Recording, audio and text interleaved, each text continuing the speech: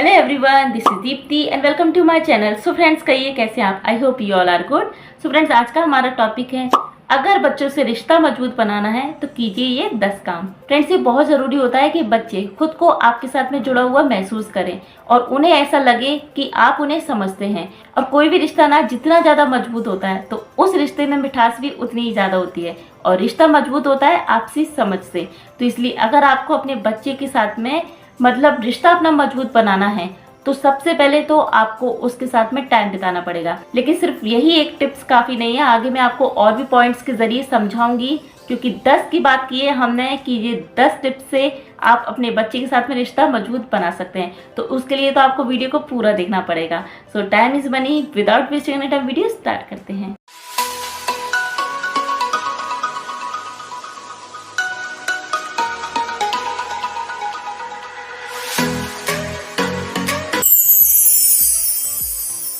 Friends, वो dialogue तो आपने सुना ही होगा, जादू की झप्पी।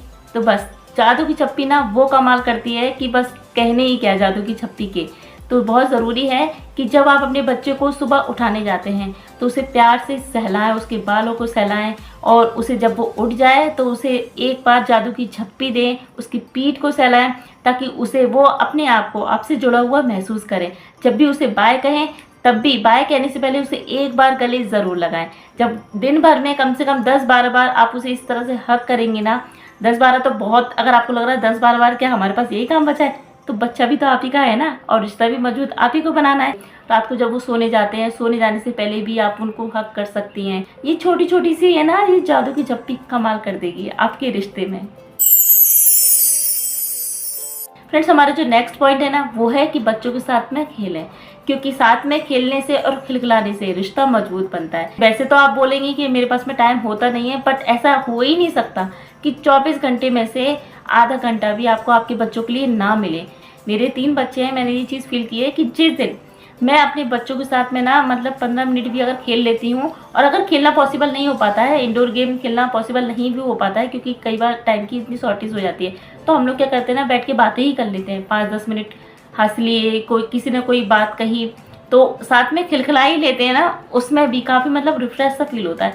तो एक बार ज़रूर आजमाइए, टाइम निकालिए, चाहे आधा घंटा चाहे 10 मिनट पर, बट अपने बच्चे के साथ में खेलने का टाइम ज़रूर निकालिए। फ्रेंड्स, ये बहुत ही ज़्यादा मेन पॉइंट है कि जब आप बच्चे के साथ हो ना तब आपको टेक्नोलॉजी से दूरी बना लेनी चाहिए। अब जाहिर सी बात है, जैसे मैं एक यूट्यूबर हूँ, मैं एक ब्लॉगर हूँ, ठीक है, मेरी वेबसाइट भी है तो मुझे वो भी काम रहता है, मेरे को यूट्यूब का भी काम रहता है, और फिर तीसरा काम मेरा ये रहता है कि मेरे बच्चों का भी यूट्यूब चैनल है तो मुझे उसका भी देखना पड़ता है। लेकिन जब मेरे बच्चे मेरे से कुछ बात करते हैं, मेरे पास में आते हैं, मुझसे कुछ बात करते हैं ना, तो मैं क्या करती हूँ कि अगर मैं बहुत ज़्यादा ज़रूरी काम कर रही हूँ ना तो मैं उससे कहती हूँ, बेटा 5 मिनट बाद आना, मैं 5 मिनट बाद आपकी बात सुनूंगी। लेकिन अगर मुझे ऐसा लगता है कि मेरा काम इतना ज़रूरी नहीं है, मैं उनकी बात सुन सकती हूँ, तो अब मैं अपने मोबाइल को रख देती हूँ और उनकी बात सुनती हूँ। तो जब भी बच्चे आपके अगर आपसे कुछ बात कहने आ रहे हैं, अपनी बात आपको बताने आ रहे हैं, तो आपको फ़ौरन, आप जो भी काम कर रहे हो, अगर आप टीवी देख रहे हैं तो टीवी को बंद कर दीजिए, मोबाइल चला रही हूँ तो मोबाइल को साइड में रख दीजिए। इससे होगा क्या कि बच्चे ना खुद को स्पेशल फील करेंगे। उनको ये लगेगा कि मम्मा के लिए हम ज़्यादा स्पेशल हैं मोबाइल और टीवी से ज़्यादा। और जब आप ऐसा करेंगे ना तो इस बात के लिए आगे चलकर वो आपकी बहुत रिस्पेक्ट करेंगी। फ्रेंड्स, अक्सर ऐसा होता ही है कि बच्चे ना चेंजेस को ना बहुत जल्दी एक्सेप्ट नहीं कर पाते हैं। बच्चे क्या, हम बड़े भी ना, अगर हमारी लाइफ अगर स्मूथली चल रही हो ना और उसमें एकदम से कुछ चेंजेस आ जाते हैं तो हम भी उस चीज़ को एक्सेप्ट नहीं कर पाते हैं। बट हम फिर भी मैच्योर हो चुके होते हैं, हम उस स्थिति को ना फिर भी हैंडल कर लेते हैं। बट बच्चों के लिए ना बहुत ज़्यादा मुश्किल होता है। जैसे सर्दियों के टाइम पे, जैसे विंटर सीजन स्टार्ट होते हैं तो बच्चों का स्कूल ना और लेट हो जाता है। तो लेट तो उनके लिए ठीक है कि चलो और सोने को मिलेगा, लेकिन जैसे ही गर्मियाँ स्टार्ट होती है ना तो बच्चों के स्कूल बिल्कुल, अब बच्चों को क्या है ना, आदत पड़ चुकी होती है कि 8 बजे बस आ रही है भैया, 8 बजे तो आराम से सोते हैं 7 बजे तक। लेकिन जैसे ही समर सीजन स्टार्ट होते हैं तो बच्चों के स्कूल फिर से वही स्टार्ट कि 6:30 बजे बस आनी है, तो बच्चों को और जल्दी उठना पड़ता है।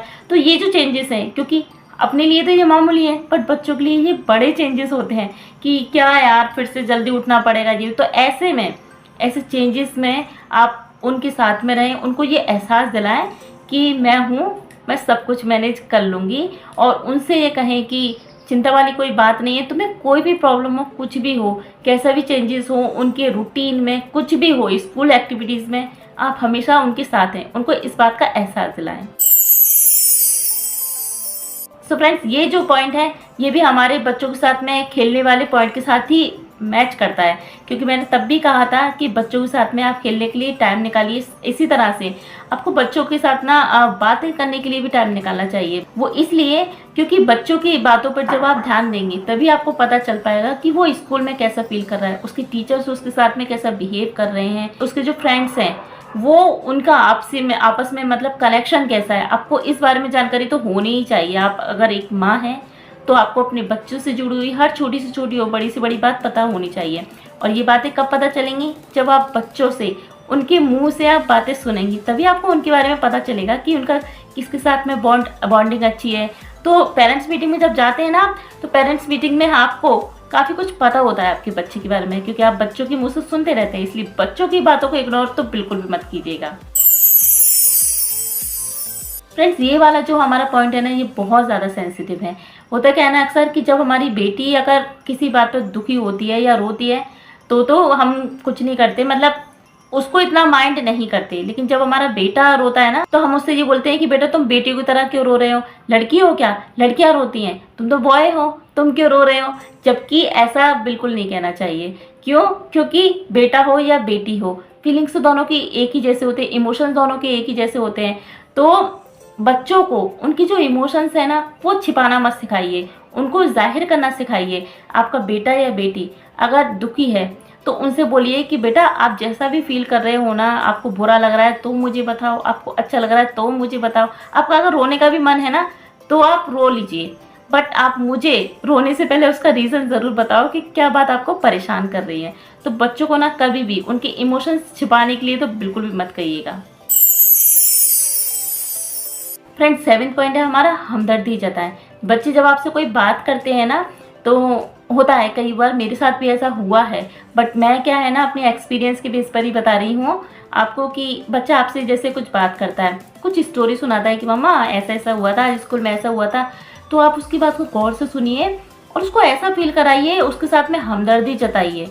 अगर वो कुछ अच्छी बात बता रहा है तो उसके साथ में एकदम से खुश हो जाइए, और अगर वो कुछ सैड सी बात बता रहा है कि आज उसको बाहर खड़ा किया था क्योंकि उसने अपना होमवर्क नहीं किया था, या आज बात करने पर, टॉकिंग करने पर मैडम ने उसको डांटा तो उसको बाहर खड़ा कर दिया था, तो उसके साथ में हमदर्दी जताइए। मतलब उसकी बातों में इन्वॉल्व होना सीखिए, उसके हमदर्द बनना सीखिए।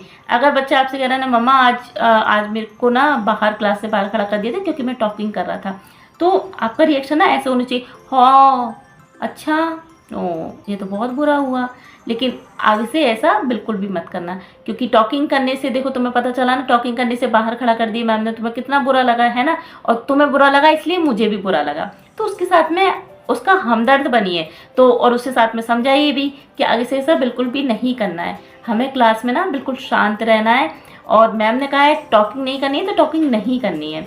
तो अगर आप बच्चों के दर्द में हमदर्द बनेंगे ना, तो वो खुद को आपसे जुड़ा हुआ महसूस करेंगी। फ्रेंड्स, कई बार होता क्या है ना कि अगर हम बच्चों को कुछ सिखाने लग जाते हैं ना, तो हम उन पर ना प्रेशर बनाने लगते हैं, हमको खुद को ही पता नहीं होता है।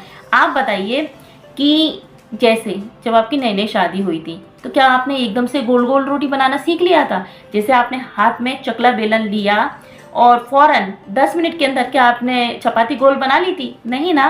तो आपको भी बनाते बनाते, सीखते सीखते ही मतलब आप आज अब बिल्कुल परफेक्ट कुक बनी हैं। तो बस ऐसे ही बच्चों के साथ होता है। अगर आप बच्चों को कुछ सिखा रही हैं ना, या आपके बच्चे किसी हॉबी क्लासेस में जा रहे हैं, तो उन पर ना इस बात का प्रेशर बिल्कुल भी मत बनाइए कि तुमको जल्दी ही सीखना है, क्या तुमने अभी तक ये सीखा नहीं है, तुमको इतना टाइम हो गया, तुम्हें अभी तक ये आया नहीं है। उन्हें इस तरह के टोन तो बिल्कुल भी मत मारिए, क्योंकि होता क्या है ना कि हम तो बोलकर चले जाते हैं, लेकिन बच्चा ना इन सबसे प्रेशर में आ जाता है, और जल्दी सीखने के चक्कर में वो चीज़ को सीखना तो दूर, उसमें फिर इंटरेस्ट लेना ही बंद कर देता है। इसलिए अगर आप बच्चों को कुछ सिखा रहे हैं ना, तो पेशेंस के साथ सिखाइए। बच्चों पर प्रेशर मतलब फालतू को प्रेशर मत डालिए कि तुमको ये जल्दी जल्दी सीखना ही है। फ्रेंड्स, हमारा जो ये वाला पॉइंट है ना, ये भी हमारे जो पहले के पॉइंट है ना, उन्हीं से ही कुछ हद तक जुड़ा हुआ है। जैसे मैंने आपको पहले कहा था कि बच्चे जब आपके सोने जाएं तो उनको एक बार हग कीजिए।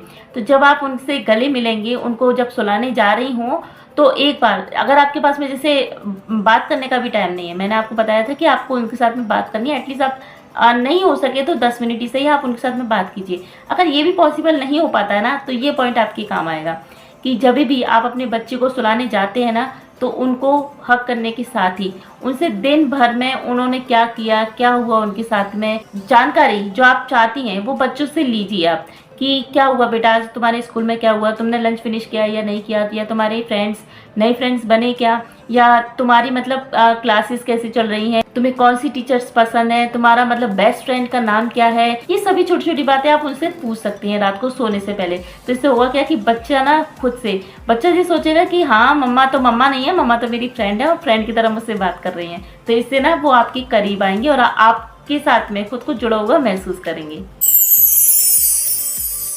फ्रेंड्स, बच्चों के लिए ना ये बहुत मायने रखता है कि उनकी लाइफ में कोई भी इम्पोर्टेंट डे अगर आता है, उन पलों में आप उनके साथ में रहें। जैसे अगर बच्चा स्कूल की किसी एक्टिविटी में पार्टिसिपेट करता है, अब जिस दिन उसका वो फंक्शन है, तो बच्चा ज़रूर चाहेगा कि आप उस फंक्शन में जाएं और उसका जो भी उसने मतलब पार्ट लिया है, जिस चीज़ में प्ले कर रहा है वो, या जो भी उसने लिया है, फैंसी ड्रेस कॉम्पिटिशन है, डांस कॉम्पिटिशन है, सिंगिंग कॉम्पिटिशन है, जो भी, तो बच्चा चाहेगा कि आप वो चीज़ अटेंड करें और देखें।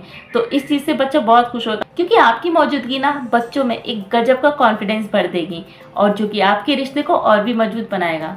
सो फ्रेंड्स, आज का वीडियो आपको कैसा लगा? अगर आपको वीडियो आज का पसंद आया हो तो प्लीज़ मेरे वीडियो को लाइक कीजिएगा, शेयर कीजिएगा एंड चैनल को सब्सक्राइब जरूर कीजिएगा। अभी मैं चलती हूँ, मिलते हैं नेक्स्ट वीडियो में। Till then take care and always keep smiling.